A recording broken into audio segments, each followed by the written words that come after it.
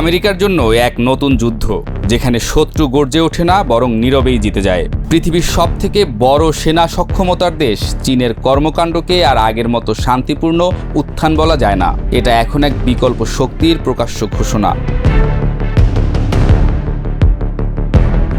চীনের সামরিক শক্তি নিঃশব্দে আমেরিকার ঘুম হারাম করছে। হাইপারসনিক মিসাইল, কৃত্রিম দ্বীপে সামরিক ঘাঁটি, আধুনিক সাবমেরিন, সাইবার ও এআই যুদ্ধে দক্ষতা, সব মিলিয়ে চীন আজ শুধু যুদ্ধের প্রস্তুতি নেয় না, বরং যুদ্ধ ছাড়া জয়ের কৌশলে বিশ্বাস রাখে। তবে আমেরিকার সবচেয়ে বড় ভয় চীনের অর্থনীতি বা সেনা নয়। তাদের সবচেয়ে বড় ভয় হলো চীনের মডেল, একদলীয় শাসন, গণতন্ত্রহীনতা, কিন্তু তবু উন্নয়ন। এই মডেল বিশ্বের বহু দেশের কাছে আকর্ষণীয় হয়ে উঠছে। আমেরিকা বহু বছর ধরে বলেছে উন্নয়ন মানে গণতন্ত্র, স্বচ্ছতা, মানবাধিকার। এখন চীন বলছে আমরা উন্নয়ন করি, কিন্তু তোমার মতো না। এই বার্তাটাই আমেরিকার জন্য সবচেয়ে বড় হুমকি। বান্ডেল থাকলে প্রতি সেনমানিতে টাকা বাঁচবে। বিকাশ সেনমানি বান্ডেল কিনে জিতুন প্রতি লেনদেনে। দক্ষিণ চীন সাগরে আগ্রাসন, তাইওয়ানের চারপাশে যুদ্ধ মহড়া, এসব সরাসরি আমেরিকার সেনা উপস্থিতিকে চ্যালেঞ্জ করে। অথচ আমেরিকা বারবার সতর্ক করা সত্ত্বেও চীন এক বিন্দুও সরেনি। তাইওয়ান নিয়ে চীনের বক্তব্য পরিষ্কার, 1 ইঞ্চিও ছাড়ব না। আমেরিকার কাছে এটা কূটনৈতিক উত্তেজনার বিষয় হলেও চীনের কাছে এটা আত্মপরিচয়ের বিষয়।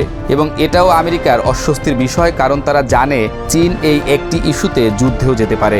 এই লাল রেখা অতিক্রম করলেই পৃথিবীর ইতিহাস নতুন মন নিতে পারে। পৃথিবীর দেশগুলো এখন শুধু চীনের থেকে ঋণ নিচ্ছে না, বরং তাদের উপর নির্ভর করছে, কখনো পরিকাঠামোর জন্য, কখনো রাজনৈতিক সমর্থনের জন্য। এই নির্ভরতাকে ঘিরেই আমেরিকার উদ্বেগ। যখনই চীন রাশিয়ার পাশে দাঁড়ায়, ইরান সৌদি মিটমাট করায় বা আফ্রিকার বিনিয়োগ বাড়ায়, আমেরিকার প্রতিক্রিয়া আসে নিষেধাজ্ঞা আকারে। কিন্তু তাতে চীন থামে না, তারা ধৈর্য ধরে ধীরে এগোয়। তারা জানে বিশ্ব এখন এক মেরুতে নেই। এখন অনেকেই নিজেদের মতো ভাবছে, কাজ করছে। চীন সেই পরিবর্তনের নেতৃত্বে, সোজাসুজি না হলেও ছায়ার মতো। চীন এখন কেবল এককভাবে শক্তি বাড়াচ্ছে না, বরং বিশ্বের দক্ষিণাঞ্চলীয় দেশগুলোকে নিয়ে নতুন বলয় গড়ে তুলছে।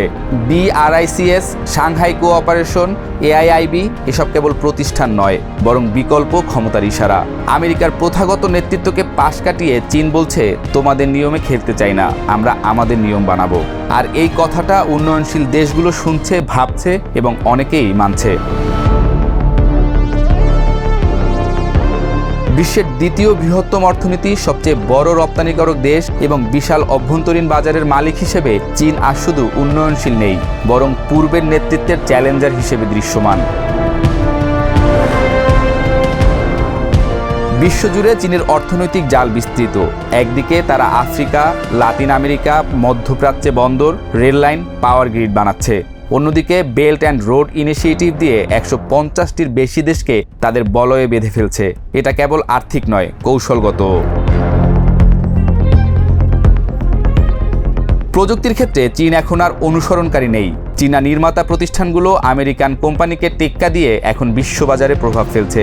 আর যখন আমেরিকা নিষেধাজ্ঞা দেয়, চীন তখন নিজেদের chips, operating system, cloud ecosystem বানাতে শুরু করে। আন্তর্জাতিক সম্পর্ক বিশ্লেষকদের অনেকেই মনে করছেন চীন ভয় দেখায় না, তারা ভয় তৈরি করে। তারা গণতন্ত্র নিয়ে বক্তৃতা দেয় না, কিন্তু নিজের অবস্থান তৈরি করে ফেলে। তারা নেতার মতো কথা বলে না, কিন্তু অনেক দেশ তাদেরকেই অনুসরণ করে। এই নীরব কৌশল, ধৈর্য আর বিকল্প শক্তির গাঁথুনি চীনের আসল অস্ত্র। আর আমেরিকা সেটা যতই বুঝছে ততই শঙ্কিত হয়ে উঠছে। কেননা যুদ্ধ নয়, এখন চলছে নেতৃত্বের লড়াই। আর সেখানে চীনের ভাষা আলাদা, ধারা আলাদা, কিন্তু গন্তব্য ঠিক আমেরিকার সামনেই।